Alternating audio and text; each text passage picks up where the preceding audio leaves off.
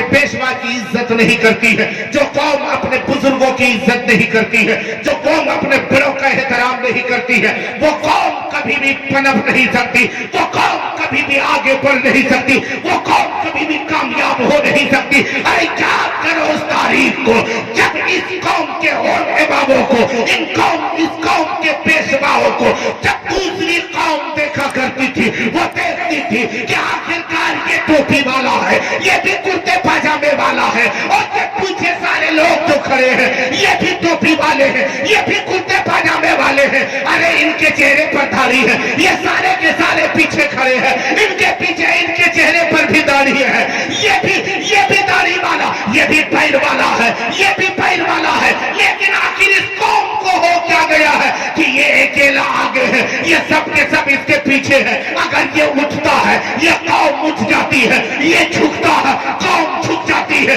ये बैठता है कौम बैठ जाती है। आखिर हो क्या गया है, ये लोग इसकी बात क्यों मानते हैं? तो उसी कौम के दूसरे पढ़े लिखों ने कहा था उन्हें तुझे पता नहीं है, ये देखने में तो दोनों बराबर है, ये भी पैर वाला है, ये सारे के सारे दो पैर वाले हैं, इनके भी दो हाथ है, इन सबों के भी दो हाथ है, इनकी दो आंखें हैं, इन सबों की भी दो आंखें हैं। लेकिन याद रख लो इनकी इब्तिदा ये लोग इसलिए करते हैं कि ये इन लोगों का इमाम है, इमाम उठता है, ये मुक्तदी उठ जाते हैं, इमाम बैठता है। 22,000 लश्करे जर्रार है तो दूसरी तरफ 72 की नुफूसे कुर्सियां है। लेकिन कामयाबी किसे मिली? जो तादाद में कम है वही कामयाब है भाई। अरे बोले आप लोग कुछ बोले। अच्छा आप लोग जाग रहे हैं कि सो रहे हैं? आप लोग सो रहे हैं, जाग रहे हैं, माशाअल्लाह अल्हम्दुलिल्लाह। अगर जाग रहे हैं तो पूरा मजमा एक मर्तबा अकीदत और मोहब्बत के साथ बारगाह रिसालत माब सल्लल्लाहु तआला अलैहि वसल्लम में दुरूद व सलाम के नजराने अकीदत पेश करें और पढ़े अल्लाहुम्मा सल्ली अला सय्यिदिना व मौलाना मुहम्मद बारिक सल्लल्लाहु अलैहि व सल्लम अलैका या रसूलल्लाह सल्लल्लाहु तआला अलैहि या रसूलल्लाह सल्लल्लाहु तआला अलैहि वसल्लम। अल्लाह सलामती अता फरमाए, आमीन आमीन। आज के ये जलसा जो फैजाने औलिया कॉन्फ्रेंस का इत्माम इंतजाम किया इसके कमेटी और यहाँ के ओहदेदारान ने, बच्चों ने, बूढ़ों ने, नौजवानों ने, माँ बहनों ने दामे दिल में सुख में खर में मिलजुल करके जिक्र फैजाने औलिया का एहतमाम किया। मौला सब की जायज मुरादों को तो पूरी अता फरमा। या अल्लाह जो बे औलाद है उन्हें औलाद नसीब अता फरमा, जो बेरोजगार है उनके लिए असबाब रिज़्क़ मुहैया फरमा दे। या अल्लाह जो कोई बीमार है उसे शिफा दे, परेशान हाल है उनकी परेशानियों को दूर अता फरमा। अब यहाँ देखिए फैजाने औलिया, यकीनन हम लोग फैजाने औलिया से वाबिस्ता है। जी जी, औलिया इकराम का फैजान हम लोगों पर है। अब इसे हम तफसील से कुछ बताने की कोशिश करेंगे। हमारे ये मुअज़्ज़म उलमाए अहले सुन्नत की लंबी जमात जो हमारे रौनकी स्टेज है, हम इन बुजुर्गों की दुआओं को लेते हुए आप तक पहुंचने की कोशिश कर रहे हैं। हाँ सो जाइए, सो जाइए, बैठे बैठे कमर दुख गई होगी ना, आप लोगों की भी कमर दुख गई होगी ना, बहुत देर से बैठे। जितनी भी आप लोगों की तारीफ करें कम है। ये फैजाने औलिया कॉन्फ्रेंस में आने वालों, अल्लाह आप लोगों की जायज मुरादों को पूरी अता फरमाए। एक शेर को सुने, जाने रहमत शाने रहमत आमना का लाल है। सुभान अल्लाह, सुभान। ये अब मेरी आवाज आप पीछे तक पहुंच रही है ना, सुन पा रहे हैं कि नहीं? इतनी कंजूसी से कहे काम ले रहे हैं। अब 50 ग्राम भी नहीं है अगर वजन किया जाए इस जुबान को, तो हम लोग जुबान नहीं हिला रहे हैं, कह रहे हैं सुन रहे हैं ना, तो 5 शेर के सर हिला रहे हैं, जुबान हिलाइए, जुबान है, आवाज पहुंच रही है, सुन रहे हैं ना, सुन रहे हैं। कंजूसी से काम मत लीजिए। वैसे कंजूस दुनिया में बहुत गुजरे हैं, बहुत कंजूस गुजरे हैं। कैसा कंजूस था, ऐसा कंजूस था, तामीरे मस्जिद का ऐलान किया गया, बहुतों ने दिया, बहुत लोग कभी जेब में हाथ डाल रहे थे फिर निकाल रहे थे, या ना दे या ना दे। अक्सर देखिए तो वो लोगों का इम्तिहान कहाँ होता है मस्जिद में, जुमे के दिन में जब डब्बा चलता है ना, देखिए डब्बा उधर से आ रहा है, जैसे देखिएगा डब्बा वहां का आ गया वैसे आग बंद हो गई, झुकनी आ गई उसको, आ रही है, और जैसे डब्बा इस पार से उधर हो जाएगा वैसे आग खुल जाएगी। और बहुत लोग ऐसे जिसको देना नहीं रहेगा, जैसे डब्बा आया तो निकाला जेब से तस्वीर शुरू हो गया, जैसे डब्बा आगे बढ़ गया तस्वीर खत्म। लोग देने का नहीं होता है ना, तो बहुत सारे बहाने मिल जाते हैं तामीर मस्जिद के लिए। इन्होंने कहा कि तामीर मस्जिद के लिए 10, 20, 50, 100, 200 जितना हो सके इसमें खर्च कीजिए। एक कंजूस ऐसा था, कभी नहीं कुछ दिया था, आखिरी वक्त हुआ एक शख्स उसके पास पहुंचा, बोला साहब जिंदगी भर आप कुछ तो दिए नहीं, आखिरी वक्त है, कुछ देते जाइए, कुछ देते जाइए। उसने इत्मीनान की सांस लिया, बोला तुम देख नहीं रहे हो? तो देख रहा हूं, आपका आखिरी वक्त है। बोला क्या दूं? बोला जो मर्जी हो, सोना चांदी रुपए पैसे जो मर्जी हो दे दो। बोला क्या दूं? जान तो दे ही रहा हूं, अब क्या दूं? कंजूस होते हैं ऐसे, बहुत सारे कंजूस गुजरे। एक कंजूस ऐसा था, बहुत बड़ा कंजूस था, लेकिन वो रोटी भी खाता था तो घी से। किससे रोटी खाता था? देसी घी से रोटी खाता था। अब बताइए रोटी घी से खाने वाला आदमी कंजूस रहेगा? नहीं रहेगा ना। लेकिन वो कंजूस था, जब रोटी खाता ना तो रोटी को दस्तरखान पे रखता, रोटी को तोड़ता, रोटी का डब्बा सामने रखता और रोटी तोड़ तोड़ करके घी से खाता था। रोटी तोड़ता था, डब्बा सामने रखता था, लेकिन घी के डब्बे का ढक्कन नहीं खोलता था, रोटी तोड़ के डब्बा में सटा सटा के खाया करता था। ऐसा कंजूस था। एक मरतबा इत्तेफाक से उसे कहीं जाने की जरूरत पड़ी, वो चला गया और घी का डब्बा अलमारी में रख दिया, ताला बंद कर दिया। जब वहां पहुंचे तो ख्याल पड़ा, अरे तो चाबी में साथ लेकर के चला आया, आज मेरा बेटा रोटी कैसे खाएगा, क्योंकि घी का डब्बा तो अलमारी में बंद कर दिया। बहुत परेशान हुआ। जब वापस घर आया ना तो अपने बेटे से बोला, बेटा आज की रोटी खाए? बोला हाँ वो रोटी खा ली। बोला तो आज तो बगैर घी का खाया होगा, रोटी बगैर घी का रूखी रोटी खाया होगा। बोला नहीं अब्बू मैंने घी से रोटी खाया है। बोला अरे तो ऐसा तो नहीं किया कि अलमारी का ताला तोड़ दिया? बोला नहीं। बोला फिर घी का डब्बा तूने पाया कहाँ?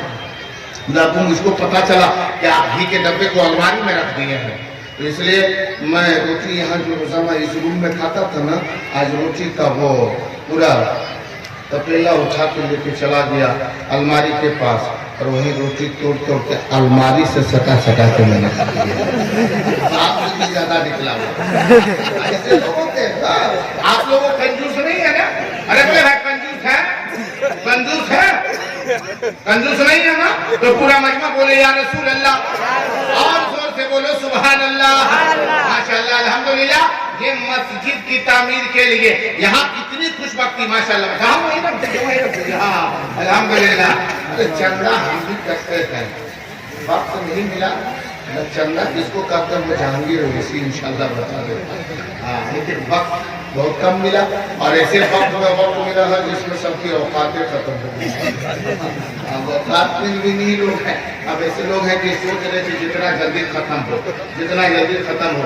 अभी मेरी तकरीर भी शुरू नहीं हुई, खत्म कहाँ से हो? लेकिन 10-15 मिनट सुन लीजिएगा आप लोग ना, सुन लीजिएगा ना। पीछे वाले भाई लोग सुनने के लिए तैयार है? सो रहे हैं कि जाग रहे? अरे सो रहे हैं कि जाग रहे? थोड़ा हाथ उठा के बताइए कितने लोग सो रहे हैं। ये देखते ये होश में लोग सुन रहे हैं, ये मोहब्बत है, मोहब्बत है। अल्लाह सलामती अता फरमाए। जाने रहमत शाने रहमत आमना का लाल है। आप लोग बोलिएगा, अगर जाग रहे हैं तो सिर्फ बोलेंगे लाल है। क्या बोलेंगे? अरे दोस्तों बोलो क्या बोलेंगे? खामोश हो जाओ तो आपको क्या बोलना है? लाल है। जाने रहमत शाने रहमत आमना का माशाअल्लाह। अब इधर वाले देखते हैं, इधर वाले की आवाज कितनी तेज है। जाने रहमत शाने रहमत आमना का, पूरा मजमा एक साथ बोलेंगे, जाने रहमत शाने रहमत आमना का, जाने रहमत शाने रहमत आमना का लाल है। सारी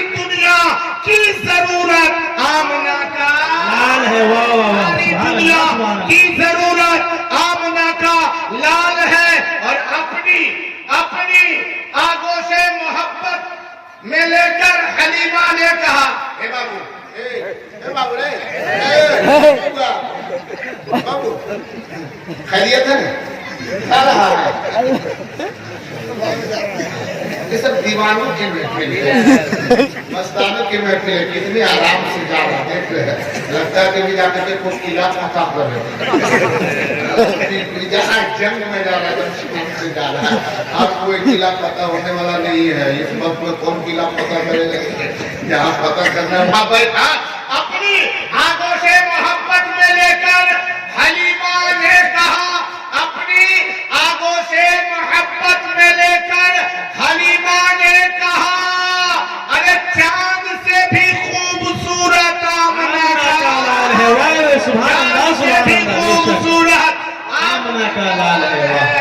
पता नहीं कि मौलाना लोगों को हो गया क्या?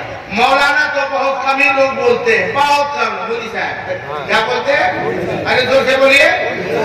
ऐसे बोलेगा क्या लगता है कि बच्चा है, छौका है। बोली साहब अजीब बोलिए।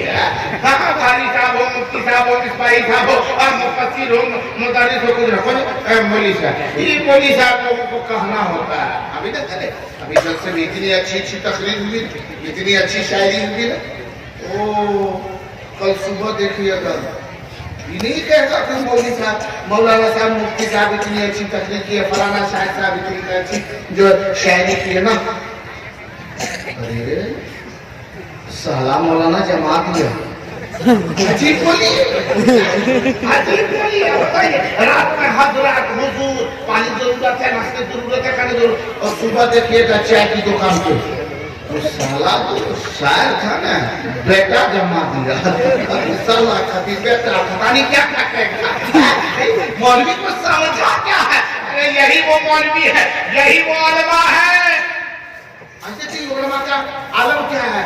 मस्जिद में इमाम साहब जुमा में तकरीर, जुमा पढ़ते हैं आप लोग? जुमा मैं पढ़ते, जोहर असर तो मैंने पूछा नहीं है, ये जोहर पढ़ते हैं कि नहीं, असर पढ़ते हैं कि नहीं, मगरिब पढ़ते हैं कि नहीं, ईशा नहीं पढ़ते हैं कि नहीं पढ़ते हैं। जुमा पूछा, जुमा पढ़ते हैं ना? हाँ, तो तीन ही आदमी यहाँ जुमा पढ़ता है, बाकी लोग क्या पढ़ता है? जो शनिचर को पढ़ता है, इतवार को पढ़ने लगता है। जुमा पढ़ते हैं जुमा भाई। अच्छा एक चीज और बताइए, ये हरबंगा और खराब जमाने से आने वालों, ईमानदारी से बताइए, आप लोग इस्तिंजा करते हैं? करते हैं इस्तिंजा? अल्लाह का शुक्र है सदर साहब, एक जगह पे जैसे में गया था, वहां लोग इस्तिंजा करता था, लेकिन हफ्ता में एक मरतबा। आप लोग भी हफ्ता में एक मरतबा करते हैं? रोजाना करते हैं? हाँ, रोजाना एक मरतबा, जब तक जरूरत पड़ती तब करते हैं। माशाल्लाह, यहाँ तो बहुत अच्छा है, यहाँ लोग इस्तिंजा रोजाना जब जरूरत पड़ती है तो कर लेते हैं। जब से मैं गया था तो वहाँ मैंने पता किया तो हफ्ता में एक मरतबा इस्तिंजा करता था। यहाँ गंगा वाले तो बहुत अच्छे इस्तिंजा, इस्तिंजा समझते हैं? किसको करते हैं? अरे जोर से बोलो ना, पेशाब करने को तो बैलो करता है, बैल पेशाब नहीं करता। अरे बोलो भाई, बैल पेशाब करता है कि नहीं करता? बैल पेशाब करता है ना, तो क्या कहिएगा? अभी मेरा बैल इस्तिंजा फरमा रहा है। पेशाब तो बैल करता है, जानवर भी करता है, पेशाब करने का नाम इस्तिंजा नहीं है। इसीलिए हम बोले कि हफ्ता में करते हैं। हाँ, पेशाब करने के बाद पानी लेने के नाम, पेशाब के रास्ते को साफ करना, मिट्टी ढेले से पेशाब के कचरे को खुश करना, इसका नाम क्या है? इस्तिंजा है। इसको हफ्ता में एक मरतबा करते हैं। जुमा को नहा धो करके जब जुमा पढ़ने मस्जिद गया और कहीं वहीं पेशाब की जरूरत पड़ी तो इस्तिंजा खाने में गया, पेशाब किया, इस्तिंजा किया, जुमा खत्म, इस्तिंजा खत्म। फिर 8 दिन 7 दिन 6 दिन इस्तिंजा नहीं करना, खाली पेशाबे रह जाता है। नारा लगेगा, पूछिए हम इस्लाम के लिए जान दे देंगे, पेशाब करने के बाद में एक चुल्लू पानी दे दें किया रे, जान कर दे। सोचने की बात है। एक चुल्लू पानी नहीं दे रहा, कहता है जान दे देंगे। नहीं छोड़ेंगे और जुमा जुमा को खाली इस्तिंजा करेंगे। कैसे हम लोग उसके दामन पकड़ने वाले हैं? और पैगाम देते जुमा के वक्त में अगर थोड़ा सा वक्त मिलता तो उसमें तस्वीर करते, ध्यान करते कि लोग को नमाज पढ़ो, रोजा रखो, फला करो, ऐसा काम करो, ऐसा काम ना करो, गुनाह का काम ना करो, नेकी का काम करो, सारी चीजें बताते हैं। लेकिन लोग मस्जिद में जावे तब तो सुने, अंदर जावे तब तो सुने।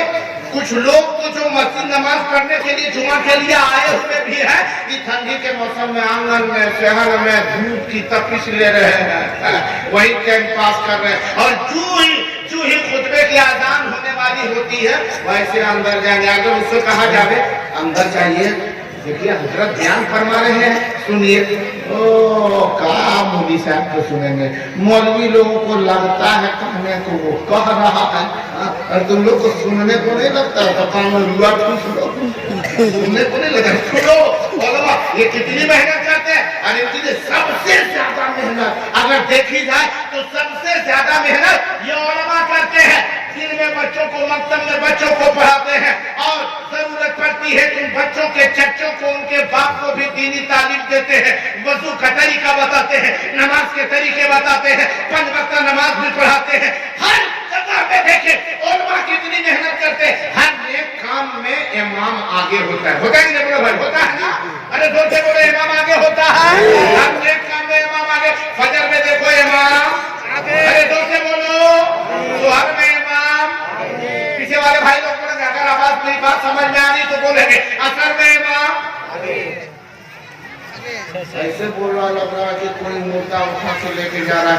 ला इलाहा इल्लल्लाह, ला इलाहा इल्लल्लाह। ऐसे लोग सीखना नहीं चाहते, कुछ सुनना नहीं चाहते, और यही आलम होता है। मैं भी बताऊंगा। मगरिब में इमाम आगे, पीछे वाले भाई लोग बोले मगरिब में इमाम आगे होता है ना, नमाज में इमाम आगे, जुमा में इमाम आगे, ईदैन में इमाम आगे। यही तक बस नहीं, कुरान खानी हो तो इमाम, अरे बोलो भाई है ना, फातिहा खानी है तो इमाम, हर एक काम में इमाम आगे। एक के चीज में इमाम पीछे है। किसमें पता है? किसमें? तनख्वाह में।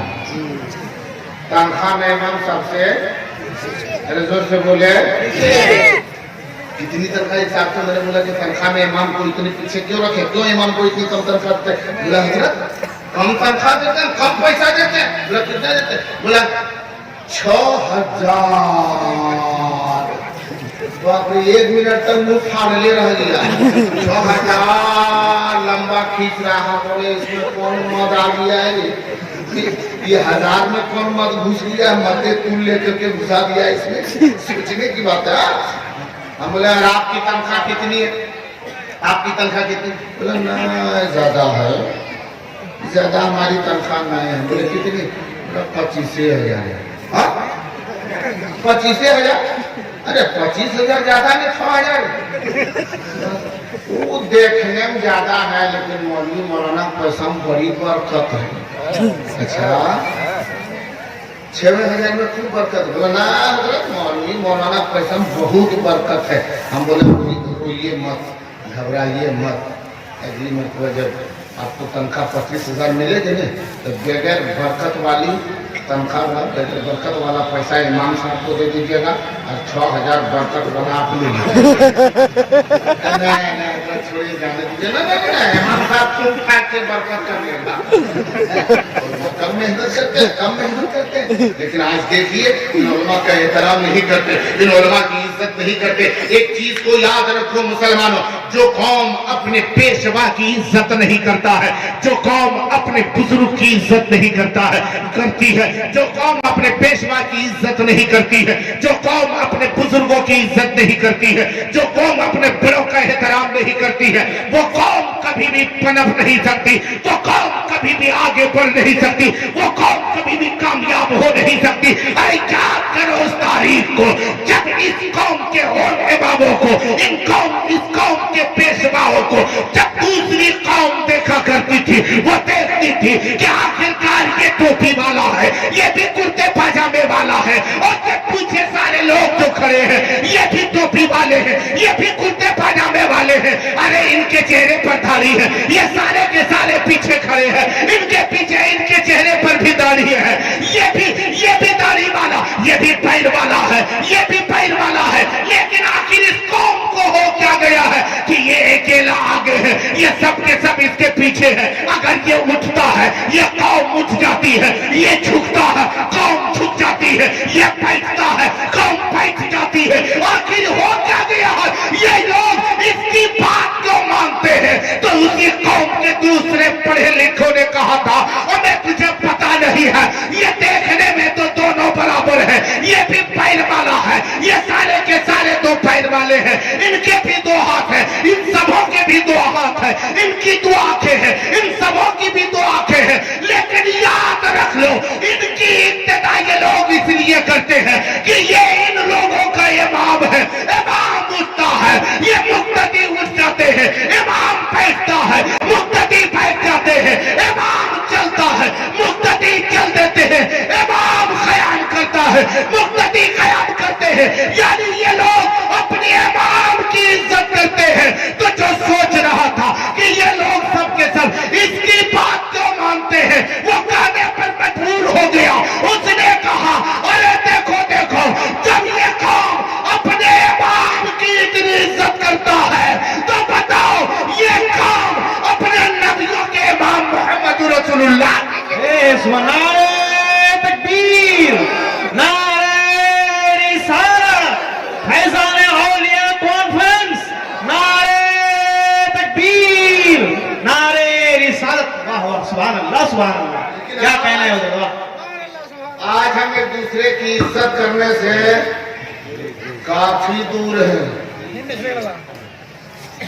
दूसरा खाली ढोला ला के रख दे, फिर भरने का सोच लीजिए, फिर एक खाली होके आ गया। आप लोग टेंशन में मत रहिएगा, अगर चाहे अल्लाह चाहे तो क्या ना हो जाए।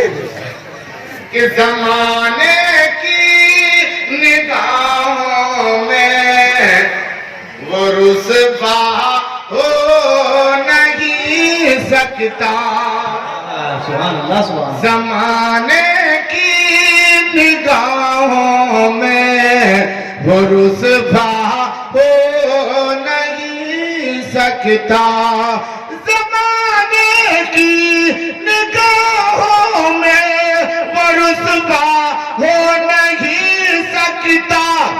अरे खुदा कर दे जिसे ऊंचा वो नीचा हो नहीं सकता, खुदा कर दे जिसे ऊंचा वो नीचा हो नहीं सकता। एक दूसरे की इज्जत करें।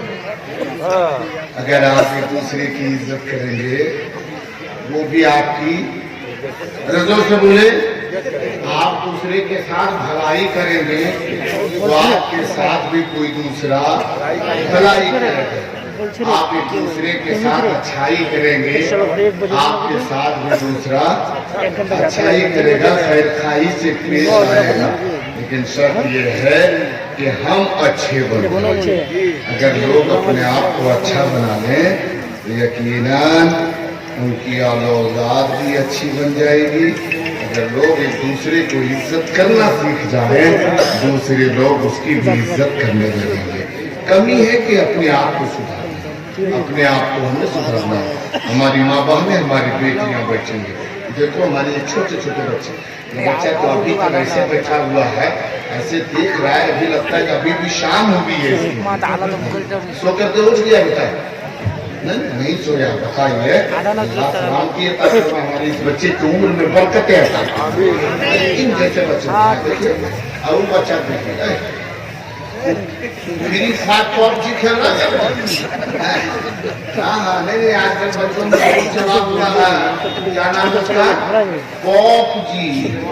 अरे बोलने में भी लगता है अजीब, पबजी। ये कौन पबजी है जो बापू जी से भारी है? अगर ये पबजी खेल रहा है ना, पबजी बच्चा खेल रहा है ना, और अगर उसको जाकर के कहे कोई कि देखो तुम्हारे अब्बू बुला रहे हैं, तो बाबूजी के पास बाद में जाता सिर्फ पबजी लगा जाएगा। बार बार बाबूजी बुलाएगा, बाबूजी का वैल्यू खत्म हो, पबजी का वैल्यू चालू। और चार लड़का बचेगा, कहेगा मार मार मार मार मार मार मार। हाँ, और ये बच्चों की आदत बन गई है, बच्चों की आदत बन गई। सुबह सवेरे दोपहर शाम जब मौका मिले खेल रहा, मार मार मार। अब दिन भर वही काम करेगा, रात में असर कितना बड़ा होगा। इसी तरह एक बच्चा रात में सपना देख रहा था कि हम वही खेल रहे हैं पबजी, बोला मार मार मार मार मार मार। उसकी माँ इधर से उसकी बाप उधर था, घर वाला सब भाग रहा है कि उठ गया।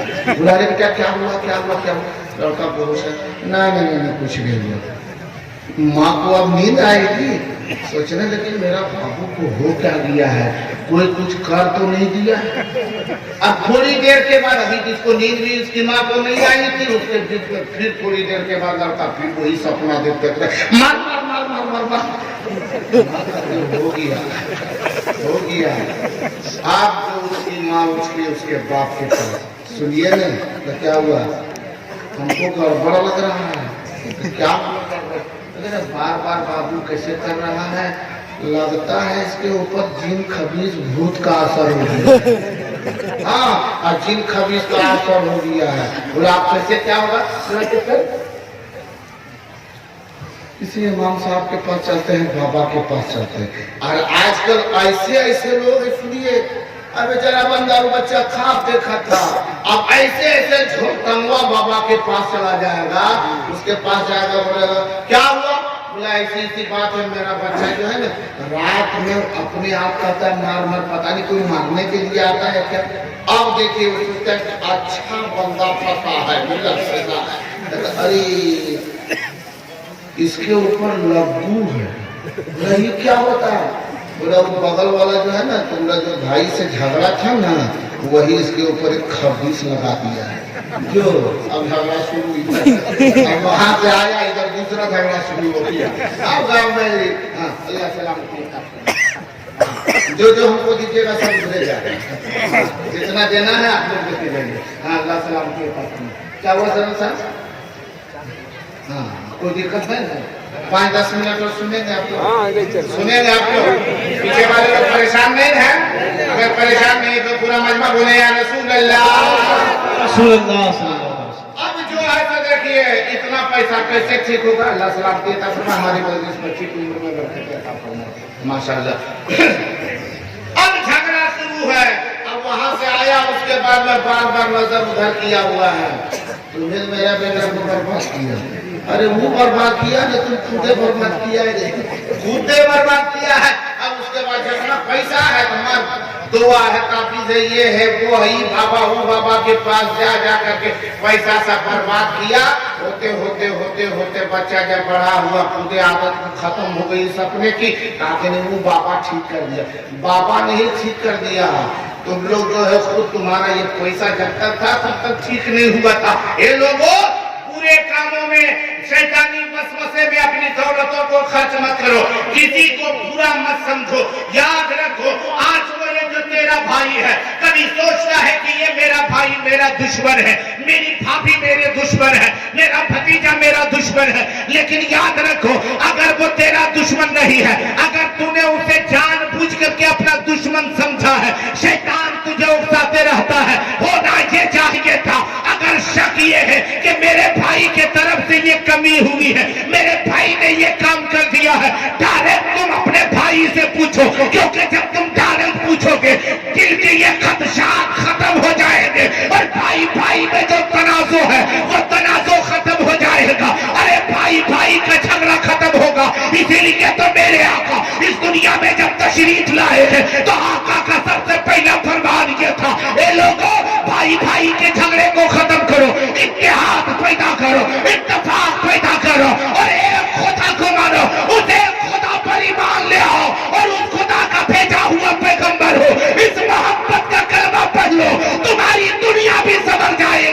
आखिरत भी समाती नजर आए।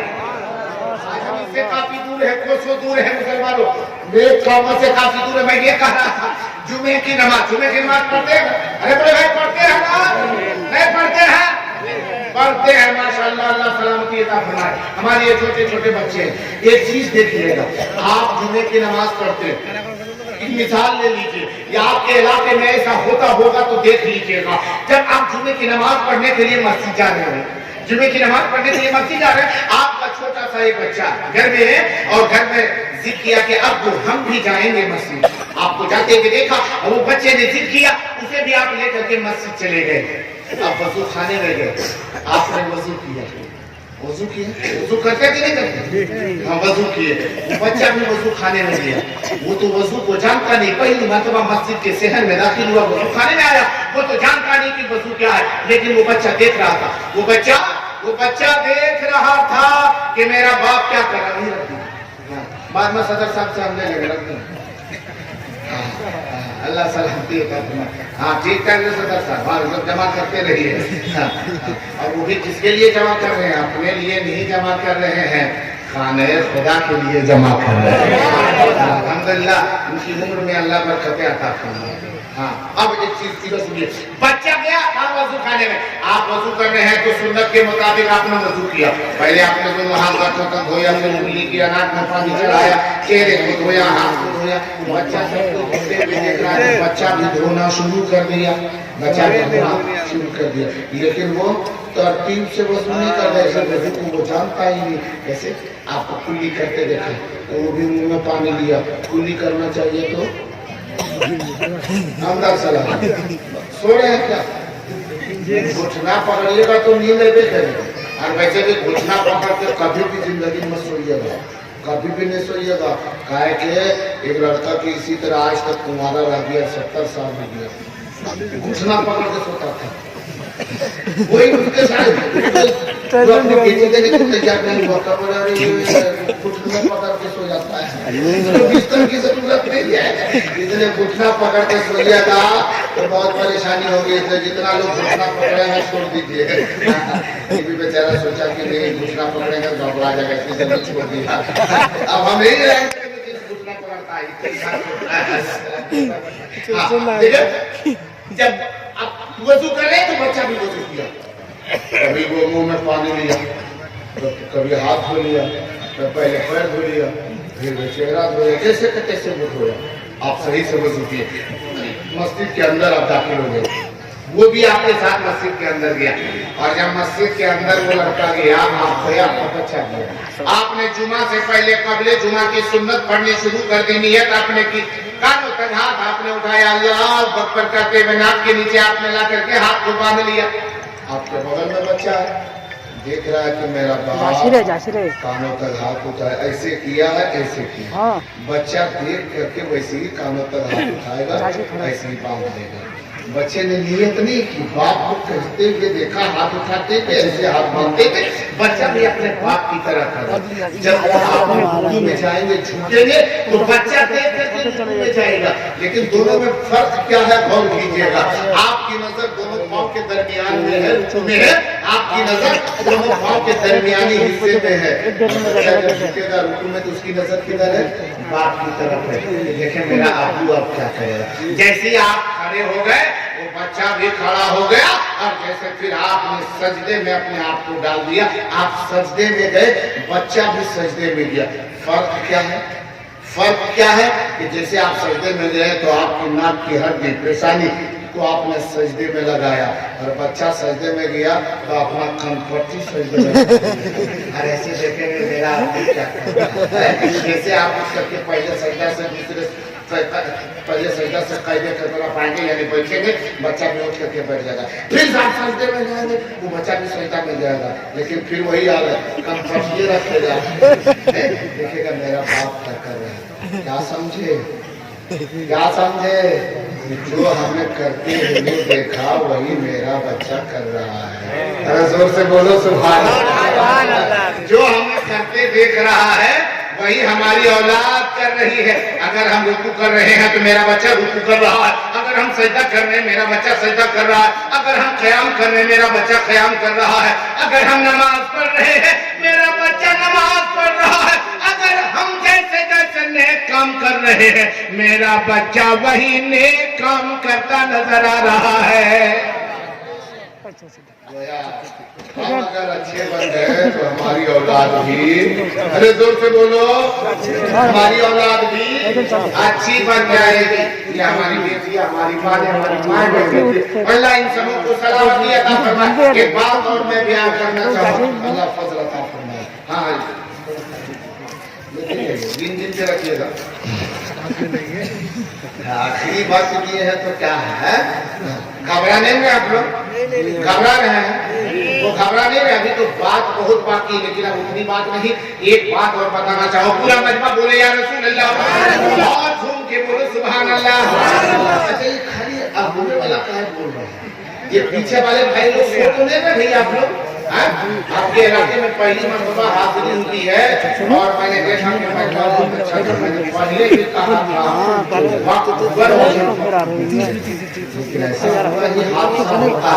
अक्सर जगहों पर मेरी तकरीर सबसे अखीर में करवाते हैं, लेकिन वहाँ के लोग एक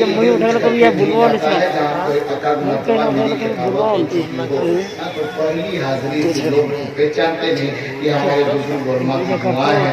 मैंने हाजिरी की शहादतें हासिल कर ली। हजरत अल्लामा मुजाहिद इस्माइली साहब की दावत पर जनाब मौलाना गुलाम रब्बानी साहब की आवाज़ पर मैं लब्बैक कहते हुए हाजिरी की शहादतें मैंने हासिल कर ली है। अल्लाह सलामती अता फरमाए। और एक बात और मैं आप लोगों से पूछना चाहता हूँ, जो लोग अपने माँ बाप से मोहब्बत करते हैं बोले या रसूल अल्लाह। आप लोग अपने माँ बाप से मोहब्बत करते हैं? अरे बोले मैं माँ बाप से मोहब्बत करते हैं। उधर वाले भाई लोग माँ बाप से मोहब्बत करते हैं। जिनके माँ बाप जिंदा है, जिनके माँ बाप जिंदा है वही सिर्फ नहीं, जिनके माँ बाप दुनिया से चले गए हैं वो मोहब्बत नहीं करते हैं, वो भी मोहब्बत करते हैं। जिनके माँ बाप जिंदा हो अल्लाह उनकी उम्र में बरकतें दे, और जिनके वालिदैन इस दुनिया से रुखसत हो चुके हैं मौला उन्हें करबट करबट जन्नत नसीब अता फरमा। जो लोग माँ बाप से मोहब्बत करते हैं बोले या रसूल अल्लाह। माँ बाप से मोहब्बत करते हैं, क्यों मोहब्बत करते हैं? क्योंकि माँ को देखना सवाब है। माँ को देखना, अरे जोर से बोले माँ को देखना। पीछे वाले भाई लोग माँ को देखना, बाप को देखना, उस्ताद को देखना, इमाम को देखना, उलमा को देखना, पीर को देखना, बुजुर्ग को देखना, वली को देखना, बीवी को देखना। ना सवाब, हाँ बीवी को देखना सवाब नहीं, हाँ सवाब है।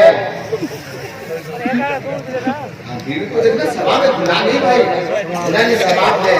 लेकिन उसमें भी लेकिन है, बीवी को देखना सवाब है लेकिन अपनी बीवी को देखना अक्सर लोग जो है बहुत सारी धोखेबाजी। बीवी ने अपने शौहर से कहा था, मेरे सरताज मेरे आका ये बताइए कि आप हमसे मोहब्बत करते? बहुत मोहब्बत करता हूँ। बोले कितनी मोहब्बत करते हैं? बीवी ने कहा अपने शौहर से कितनी मोहब्बत करते हैं? बोला बहुत मोहब्बत करता हूँ। बोला नहीं है, बोली आज आपको बताना होगा, बताइए कितनी मोहब्बत करते हैं? शौहर बहुत परेशान हुआ, अरे मोहब्बत की कोई गिनती है, बहुत मोहब्बत करते हैं। कितनी मोहब्बत करते हैं? में आया एक झापड़ ने कहा कि तुम आपने हमको मारा क्यों?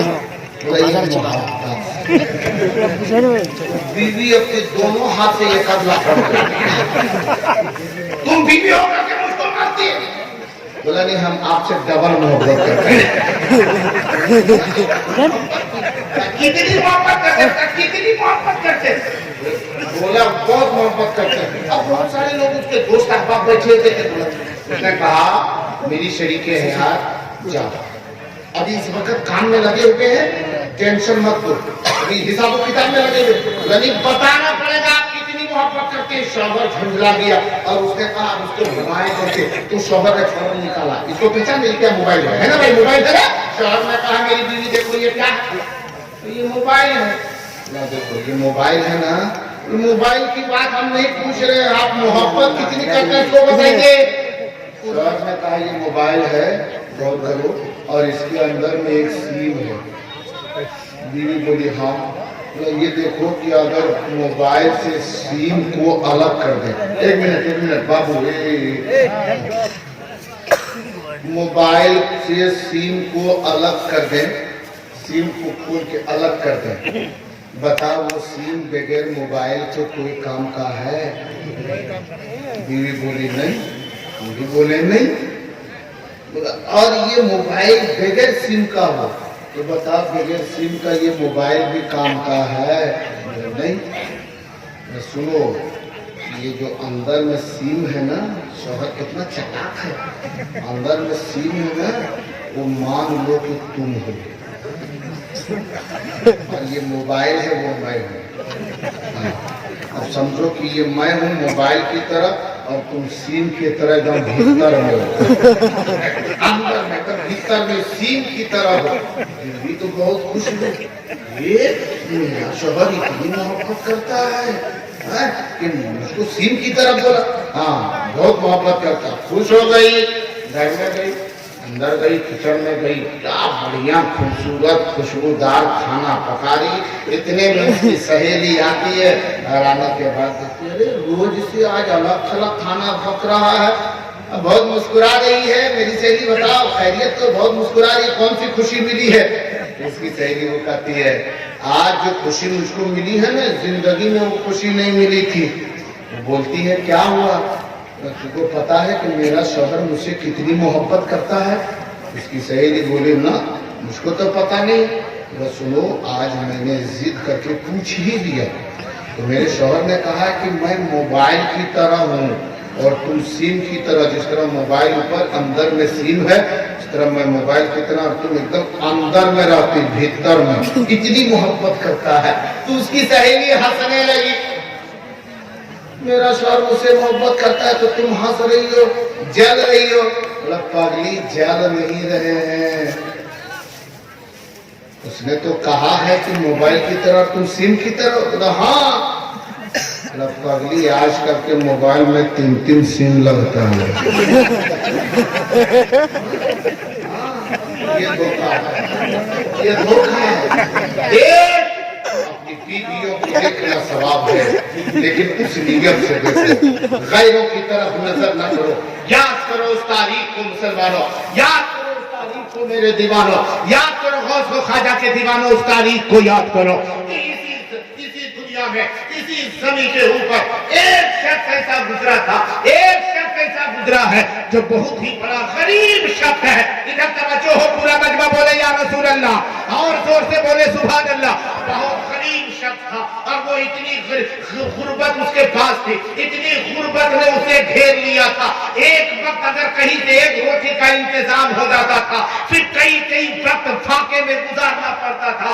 और मुसलमानों, हम घर मंगा और अतराफो जवानी से आने वालों मुसलमानों, आज खुशनसीबी पे अपना नाज करो कि आज आपके पास खाने के लिए दाना भी है, खाने के लिए गल्ला भी है, रहने के लिए मकान भी है। लेकिन कोई दुनिया में ऐसा इसी सभी के ऊपर भी है जिसके रहने के लिए एक छप्पर और झोपड़ी का भी इंतजाम नहीं है, एक वक्त खाने के, उसे रोटी खाने का इंतजाम नहीं है। और ऐसे लोग इस दुनिया में सभी के ऊपर है।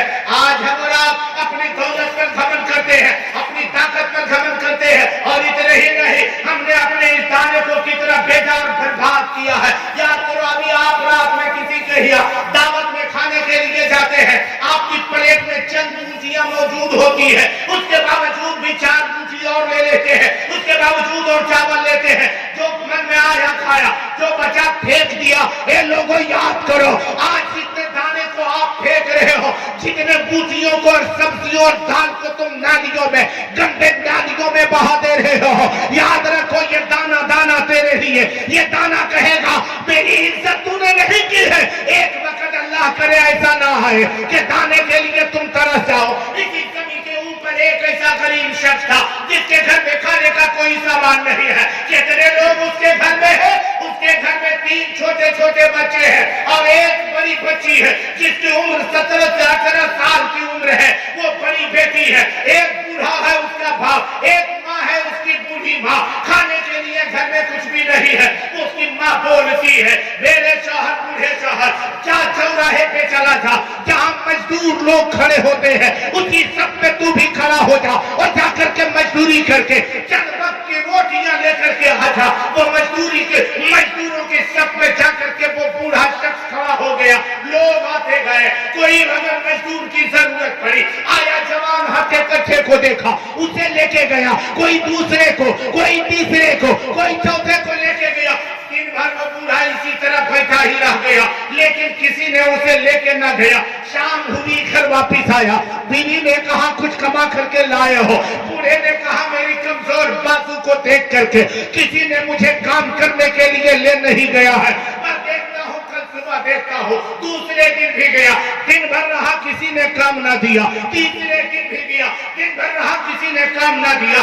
जवान बेटी घर में मौजूद है, रात की तारीकी में ये दोनों बूढ़ा और बूढ़ी उस लड़की जवान बेटी के माँ बाप बोलने लगे, एक वक्त खाने का सामान नहीं है, कल बच्ची की शादी करनी होगी, शादी में इतने दहेज देने होंगे, इतना सामान देना होगा, ये पैसे कहाँ से आएंगे? ये जानो कतार दोनों रो रहे थे।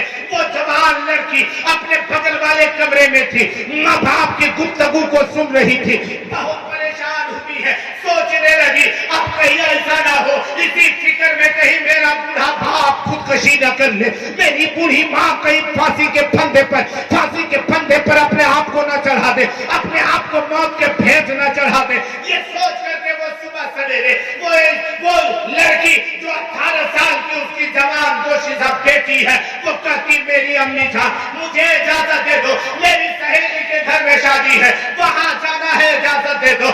माँ सोचती है चलो कई दिन से हम और सब भूखे हैं, एक बेटी मेरी बेटी अगर कहीं शादी में उसके यहाँ चली गई कुछ नहीं होगा, भर पेट खाना तो खा लेगी, ये सोच के माँ इजाजत दे देती है। लेकिन वो लड़की वो जो इसकी बेटी है, वो जवान बेटी किसी सहेली की शादी में नहीं, किसी सहेली के घर फंक्शन में नहीं जा रही थी, वो सोच रही थी कहीं से हमें पैसे का इंतजाम करना है। उसके दिमाग में शैतान ने फुतूर भर दिया कि तुम्हें पैसे चाहिए तो चले जाओ तवाइफ खाने में, चले जाओ उस गंजों में जहां लोग अपने जिस्म को बेच करके पैसे कमाते हैं। वो जवान खूबसूरत लड़की थी, चली गई तवाइफ खाने के पास। खुदा की कसम मुसलमानों सुनो, आंख नहीं दिल रोएगा, आंख से आंसू नहीं खून बहेंगे। याद करो वो जवान लड़की है, वो जवान लड़की है, चली गई है, तवाइफ खाने के पास गई है, नकाब पहन करके गई थी। वहां देखा कि हसीन लड़कियां हैं, लोग आते हैं, आकर के किसी इस लड़की को उठा के ले गया, कोई उसे ले गया, पैसे दिया ले गया, जिस्म फरोशी कर रहे हैं, जिस्म की खरीदारी वो लोग कर रहा है। ये सोच के ये लड़की खड़ी हो जाती है, चेहरे से निकाब को हटाती है, खूबसूरत तो बहुत थी, बहुत देर तक ये खड़ी रही कि कोई नौजवान आकर के मुझे ले जाए और कुछ पैसे दे दे ताकि अपने घर में हमारे भाई और माँ बाप की परवरिश हो जाए। ये सोच के खड़ी रही, लेकिन किसी ने उसकी तरफ तवज्जो ना दी। वो सोचने लगी कि सिर्फ चेहरा खुला है, उन्होंने निकाब पूरे उलट दिए और जो छोटे कपड़े पहने उसी कपड़े में खड़ी रही, दिन भर खड़ी रही, लेकिन किसी ने तवज्जो ना दी। शाम हो गई है, वो लड़की रोते घर वापिस आई है। आते ही जब देखा उसके बाप ने अपनी बेटी के चेहरे को देखा, आंखें सुर्ख है, बेटी रो रही है। माँ ने देखा कि बेटी रो रही है, माँ कहती है बेटी तुम रोती क्यों हो? बाप कहता बेटी तुम रोती क्यों हो? सबब क्या है, वजह क्या है? अब वो अचानक धड़ाम से चारपाई पे गिर जाती है, बिलक बिलक के रोने लगी। माँ बाप पूछने लगे ए मेरे बेटी बताओ हुआ क्या है, तुझे तकलीफ किसने दी है? वो बेटी कहती है मेरे बाप हम किसी लायक नहीं है, हम किसी लायक नहीं है। बाप ने कहा था बेटी बताओ मामला क्या है, तुम तो सहेली के घर गई थी, क्या शादी में तुझे लोग इज्जत नहीं दिए, फंक्शन में तुझे लोग खाना नहीं दिए? बेटी कहती है मेरे अब्बू जा, मेरी अम्मी जा, मैं किसी शादी में नहीं, किसी सहेली के घर फंक्शन में नहीं गई थी। मैं कल देखा जब रात में आप दोनों बातें कर रहे थे, उस वक्त मेरे दिल ने कहा कि आखिरकार कहीं से पैसे कमाना है, तो मैंने अपने आप को, अपने जिस्म को बेचने को तैयार कर दिया और तवाइफ खाने के पास में चली गई। और जब मैं वहां पहुंची है, मैंने अपने चेहरे को खोल दिया। मुझसे जैसा हसीनो जमीन जिसके चेहरे को देखने के गली के मोहल्ले के लोग तरसते हैं, लेकिन जब मैं वहां पहुंच गई हूँ कोई मेरे तरफ ध्यान नहीं दिया। अब यह है कि मैंने पूरे निकाब को खोल दिया, लेकिन किसी ने मेरी तरफ तवज्जो न की और मुझे पैसे न मिल पाए, यही सोच कर रोती हूँ। बाप कहता बेटी फिर से बताओ क्या तुझे किसी ने देखा? बाप कहता किसी ने देखा? बेटी कहती नहीं नहीं किसी ने नहीं देखा। बाप फौरन आगे बढ़ा है, जमीन पर अपनी पेशानी को रख दिया, सजदे शुक्र अदा किया, फिर सजदे से सर उठाया है और फिर कहता है मेरी बेटी बताओ फिर से बताओ क्या किसी ने तुझे देखा है? बेटी कहती ना किसी ने मेरी तरफ निगाह नहीं उठाया, जबकि उन सारे लड़कियों में सबसे ज्यादा खूबसूरत मैं थी, लेकिन किसी ने मेरी तरफ देखा तक नहीं। इतना सुनना था, तुम्हारा सुना बाप तुम्हारा सजदे में गया, 3 मरतबा तीसरे मरतबा पूछता है, बेटी कहती किसी ने मेरी तरफ नहीं देखा। बाप तीसरे मरतबा सजदे शुक्र अदा करता है और बाप कहता है ए मेरी बेटी सुन ले, अरे तेरी तरफ नजर कौन उठाता? अरे मैंने पूरी जिंदगी में आज तक किसी की बेटी की तरफ गलत निगाह नहीं उठाया है, तो खुदा देख रहा था कौन बंदा खुदा है जो मेरी बेटी की तरफ गलत नजरें उठा के दे। अल्लाह सुभान अल्लाह, बेशक बहुत अच्छा। पता चला कि आप कैसे करोगे वैसे आपको भुगतना पड़ेगा। आप अगर अच्छे रहोगे आपकी औलाद भी अच्छी रहेगी, आप अगर नेक बनोगे आपकी औलाद भी नेक बनेगी।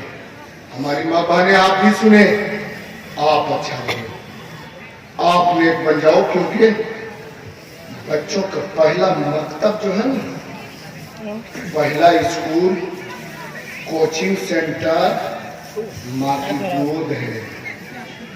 माँ अगर अच्छी हो जावे बच्चे भी अच्छे हो